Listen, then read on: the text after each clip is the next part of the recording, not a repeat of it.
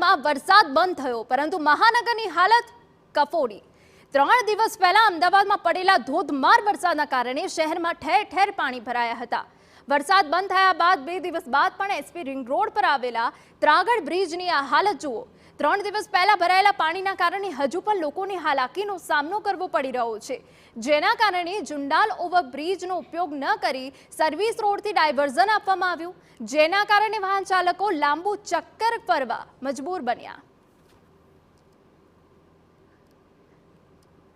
ત્રાગડ બ્રિજના ગઈકાલના અને આજના દ્રશ્યો જુઓ। 3 દિવસ વીતી ગયા હોવા છતાં તંત્ર અંડરબ્રિજમાંથી પાણી ખાલી કરવામાં ઊણું ઉતર્યું। ગઈકાલે પણ બ્રિજમાં એટલા જ પાણી હતા અને આજે પણ અંડરબ્રિજમાં એટલા જ પાણી જોવા મળી રહ્યા છે। અંડરબ્રિજમાં ભરાયેલું પાણી તંત્ર અને વાહન ચાલકો માટે માથાનો દુખાવો બની ચૂક્યું છે। હવે અંડરબ્રિજમાંથી પાણી કાઢવા માટે ગાંધીનગર ફાયરની પણ મદદ લેવામાં આવી। તંત્ર દાવાઓ તો કરે છે, પરંતુ અંડરબ્રિજ લોકો માટે શરૂ ક્યારે થાય છે એ તો હવે જોવું રહ્યું। પહેલા અમદાવાદ અને ગાંધીનગરમાં વરસેલો વરસાદ અને અનેક જગ્યાએ તારાજીના દ્રશ્યો સામે આવી રહ્યા છે, પરંતુ 3 દિવસ બાદ પણ અમદાવાદ ગાંધીનગરની શું સ્થિતિ છે આપ સીધા જ દ્રશ્યો જોઈ રહ્યા છો। અમદાવાદના ફરતે આવેલા એસપી રિંગ રોડ અને આ જે ખાસ દ્રશ્યો છે તે ત્રાગડ પાસે બનાવેલા અંડરપાસના છે કે જ્યાં આગળ અહીંયાથી પસાર થતા ભારે તથા નાના વાહનોને તકલીફ ન પડે અથવા તો ઝડપી વાહન વ્યવહાર બનાવી શકાય તે માટે લોકોની સુવિધા માટે એક અંડરપાસ છે તે બનાવવામાં આવ્યો હતો, સરકાર તરફથી મંજૂર કરવામાં આવ્યો હતો, પરંતુ એની બનાવટ કયા પ્રકારની છે તે આપ દ્રશ્યમાંથી જ અંદાજો લગાવી શકો છો કે વરસાદ રોકાયાના 3 દિવસ બાદ પણ જે અંડરપાસ છે તે ભરાયેલો છે।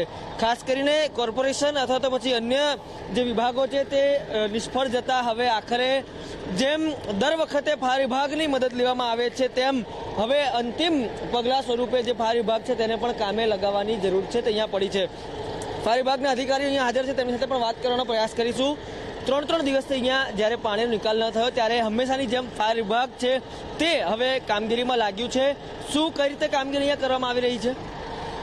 અત્યારે હાલ ફાયર વ્હીકલ દ્વારા પંપ સબ કરીને પાણી બહારની સાઈડ નીકાળવામાં આવી રહ્યું છે।